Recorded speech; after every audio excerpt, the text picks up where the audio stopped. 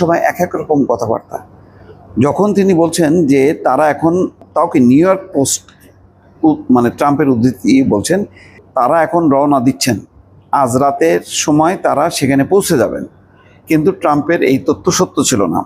গতকাল সকালেই ভ্যান্সের পরিকল্পনার সঙ্গে পরিচিত ব্যক্তিরা সিএনএনের ট্রেনকে জানান যে বুধবার শুরু হতে যাওয়া আলোচনার জন্য ভাইস প্রেসিডেন্ট ভ্যান্সের মঙ্গলবার পাকিস্তানে যাওয়ার কথা। এর কিছুক্ষণ পরে তার গাড়িবহর হোয়াইট হাউসে দেখা যায়, কিন্তু তখন বলছে যে তিনি অলরেডি পাকিস্তানের পথে রওনা হয়ে গেছেন। ট্রাম্পের এই ভুয়া মন্তব্য হয়তো এড়িয়ে যাওয়া যেত, একজন ব্যস্ত প্রেসিডেন্টের পক্ষে ছোটোখাটো ভুল হওয়া অস্বাভাবিক নয়, কিন্তু গত এক সপ্তাহে এটি তার অভ্যাসে পরিণত হয়েছে। এই প্রেসিডেন্ট ইরান যুদ্ধ সংক্রান্ত অত্যন্ত সাধারণ বিষয়গুলো নিয়েও বারবার ভুল তথ্য দিচ্ছেন এবং উল্টাপাল্টা বক্তব্যে পাকিস্তান বিব্রত। পাকিস্তান বলছে যে তার এই বাগাড়ম্বর, এই অতিরিক্ত কথাবার্তা পুরো আলোচনাটাকে ভণ্ডুল করে দিচ্ছে, কিন্তু কোনোভাবেই থামানো যাচ্ছে না। বলছেই যেখানে ভ্যান্স রওনা হয়নি, হোয়াইট হাউসে অবস্থান করছেন, তিনি বলছে যে পাকিস্তানে রওনা হয়ে গেছে।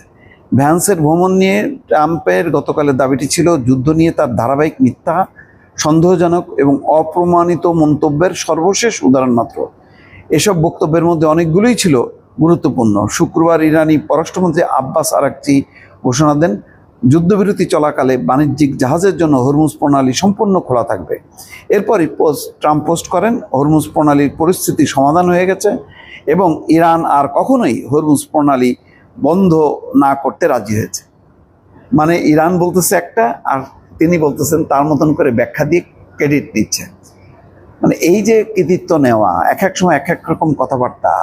কেউ কেউ বলছেন আমেরিকান মানে আইন প্রণেতারা বলছেন যে তিনি মানসিক ভারসাম্য হারায় ফেলছেন, তিনি অসংলগ্ন কথা বলছেন। কেউ কেউ বলছেন যে তিনি বিপজ্জনক অবস্থা। একজন প্রেসিডেন্ট যদি এইভাবে কথা বলতে থাকে, কোনো আলোচনায় সফল হবে না। দেখা গেল যে একটা আলোচনা চলছে, সফলতার শেষ প্রান্তে হঠাৎ করে তিনি ভ্যান্সকে বলছেন যে চলে আসো, এটা হবে না, ওটা হবে না। মানে হুটহাট মন্তব্য দিয়ে এক এক সময় যে মানে পরিচালনা করতেছে, তার টিম তো শেষ পর্যন্ত খাবে। একটা সংকট সমাধানের বদলে তারা হোঁচট খাবে বারবার। আসলে ট্রাম্পকে সামলানো খুবই কঠিন, খুবই কঠিন। এটা বারবার প্রমাণিত হচ্ছে।